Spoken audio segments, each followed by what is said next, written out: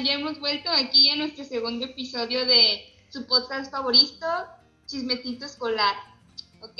El día de hoy vamos a hablar acerca de unos temas que están como bastante interesantes. A lo mejor se va a alargar un poco más esta plática, pero trataremos de hacerlo un poco más amena, ¿de acuerdo? Los temas que vamos a abordar van a ser acerca de los debates, el desenlace y el texto literario con perspectiva intercultural, así como los poemas que se pueden trabajar en el aula y los tipos de folclore que existen. Muchas veces cuando pensamos en folclore, bueno, al menos en mi persona, siempre se me vienen a la mente los bailes, ¿no? Es lo único que se me viene a la mente. Pero gracias a nuestros invitados especiales que son Heidi, Marco, Aline, Leslie y Bianca, vamos a lo mejor darnos cuenta que no es así y hay todavía un mundo más por explorar. Esperemos que se queden aquí atentos a lo que nuestros invitados especiales van a compartirnos y que les guste mucho este podcast que hemos preparado para ustedes.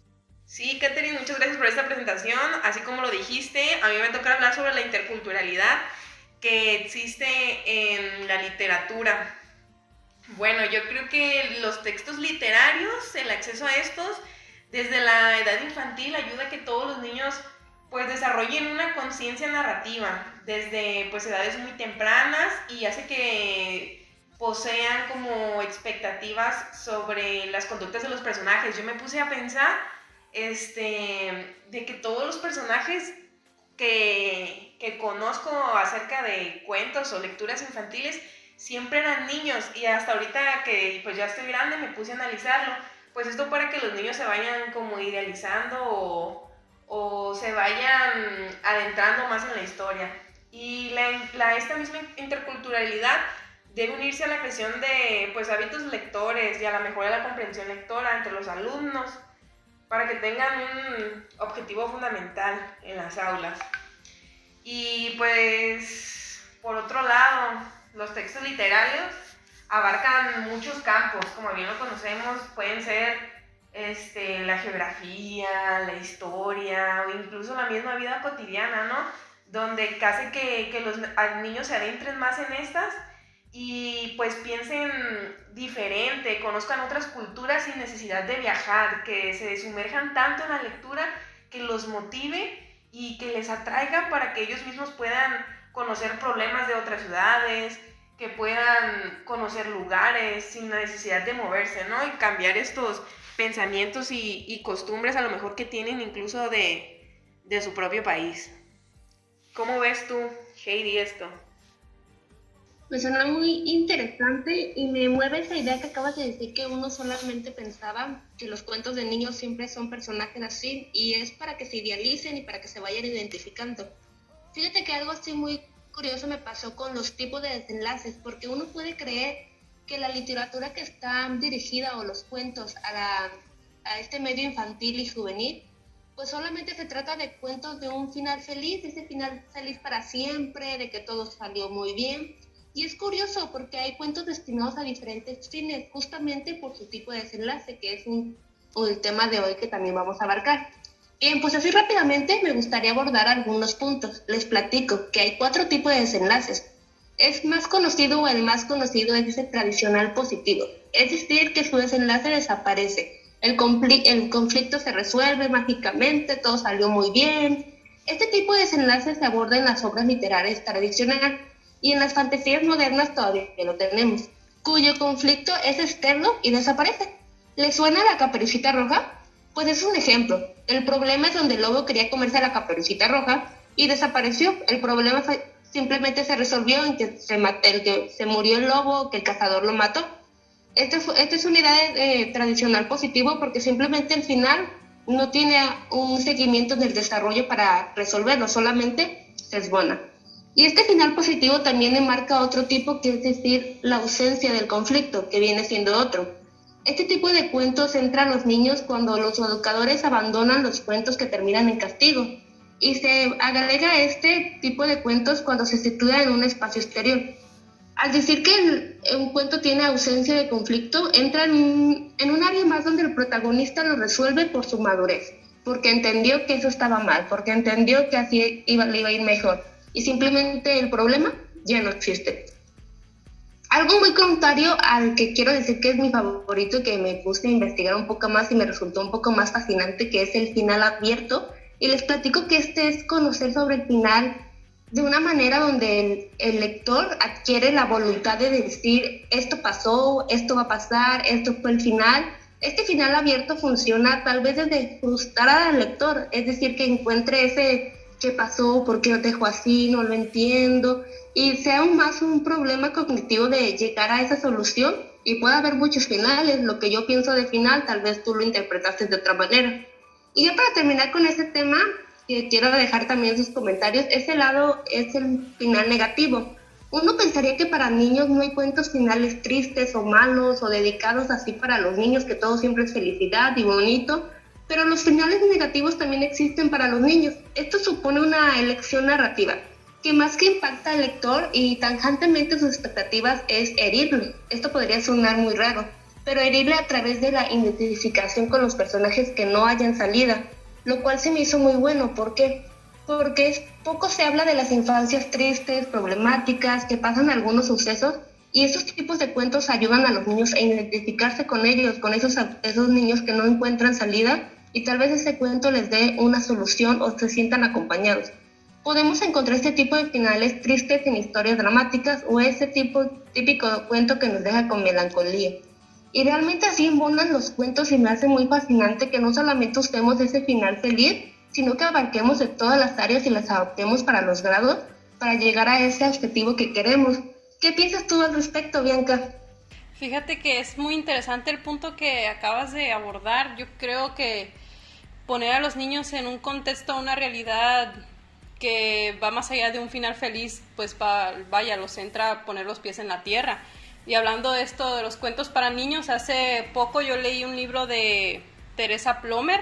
Ella hablaba de algunos debates que surgen a partir de estos pues libros, estos textos que son para los niños, ¿no?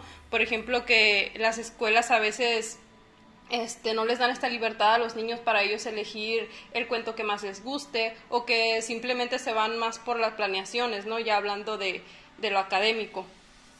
Muchas veces los maestros, con tal de cumplir con el contenido, se olvidan de que pues vaya, los niños quieren jugar, quieren imaginar, quieren explorar más, y pues no les permiten ellos mismos a veces. También otra cosa de la que habla este texto es del estudio de estos libros para mejorarse, porque muchas veces los autores que abarcan cuentos o narraciones para niños se centran más en mucha fantasía, o en muchos casos en que pues el niño pierde como el hilo de un aprendizaje. Entonces al estudiar estos textos se pueden generar en cierta manera ciertos textos científicos, que tengan algo de historia, que contengan cierta enseñanza de valores o de hábitos saludables para los niños, ¿no? Con tal de que mejoren también ellos pues en su persona.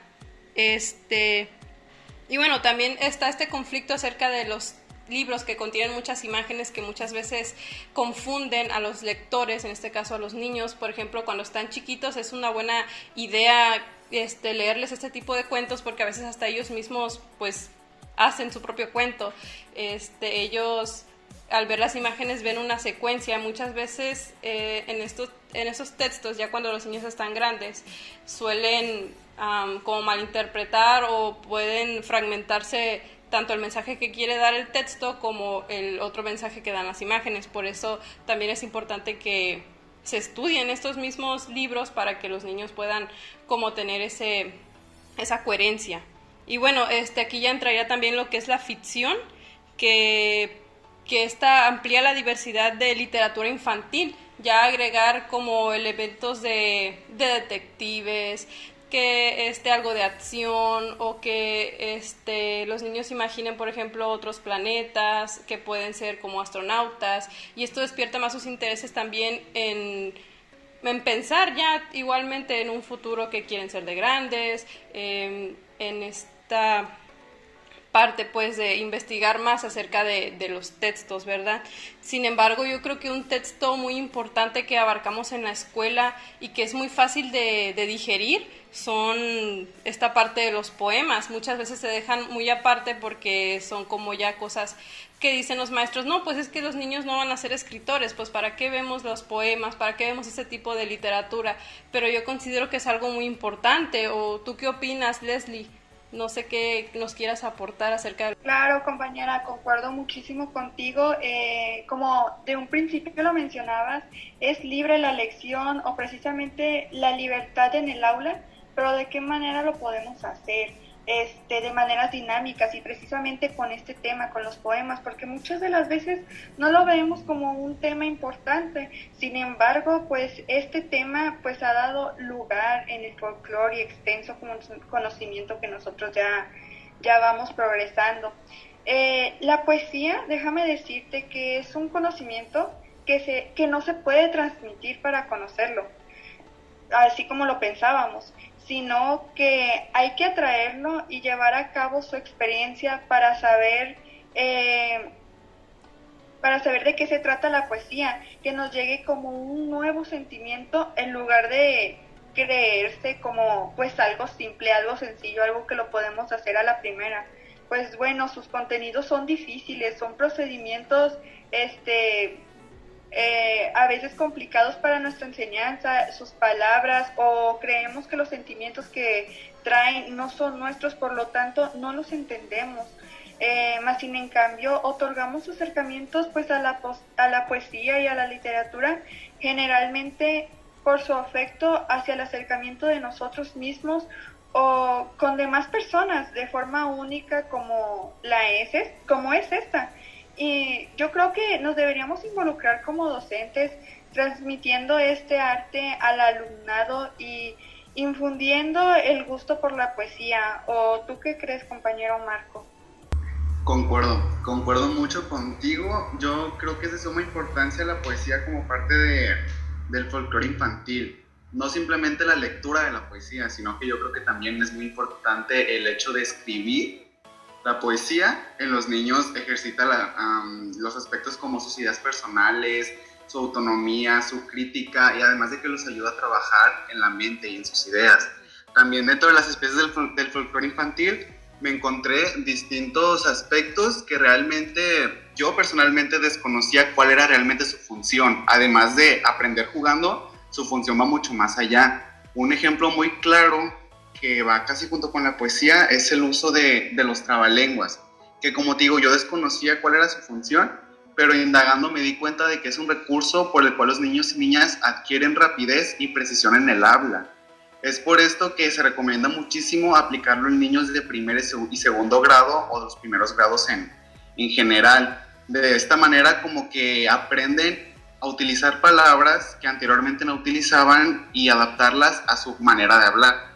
Además, también indagando me di cuenta de cómo muchas veces creemos que acertijos y adivinanzas son lo mismo cuando realmente van mucho más allá. Cada uno tiene su estilo, sus diferencias. Uno, claro, es como el acertijo se utiliza como sin rimas, no son necesarias. Si bien las puedes utilizar, no son necesarias. Un ejemplo que encontré es que nos dice: ¿quién se deja quemar con tal de guardar un secreto? Y la respuesta es el acre. Aquí nos damos cuenta cómo no necesitamos rimar para realmente hacer una adivinanza. Aquí es donde se le toma como un acertijo. Y las adivinanzas van más allá. Las adivinanzas, además de fortalecer el pensamiento crítico del niño, también nos enseñan un método de rima donde practica su forma de hablar. Es realmente, Leslie, muy complejo. Todos los tipos de folclore infantil, cada uno tiene realmente su función, junto con la poesía.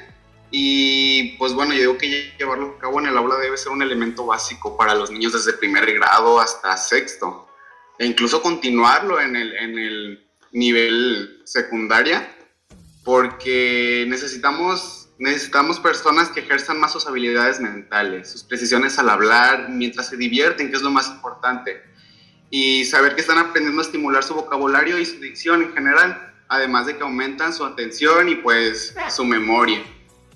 Y es muy cierto porque actualmente en las generaciones ya no se ven este tipo de de literaturas, de líricas, ya es más enfocado como a canciones de gente mayor. Los niños ya no cantan, este tipo de rimas, ese tipo de poesía que era propio de ellos, ¿no?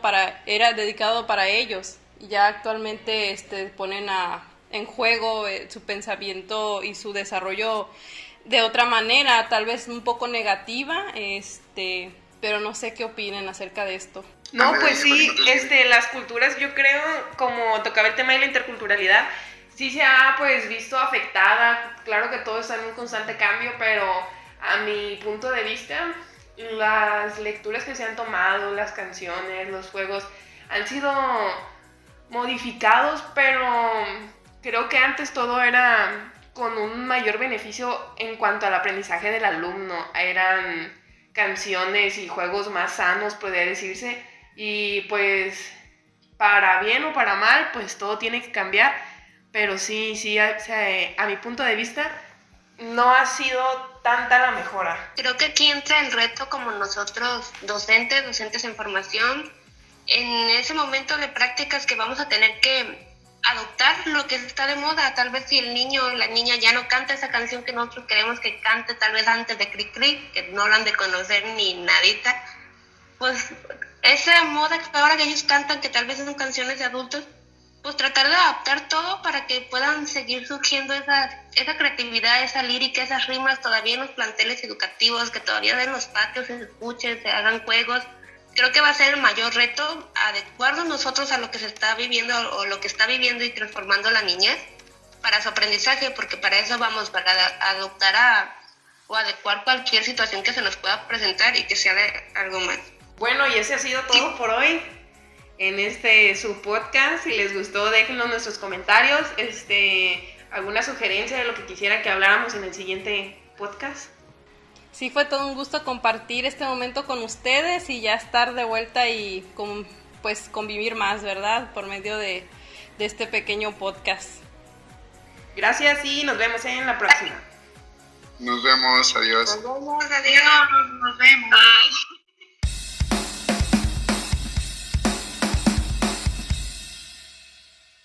¿Y quién sigue? Exactamente, ya. Ahí te iba a seguir yo. Perdón. Ay, Marco.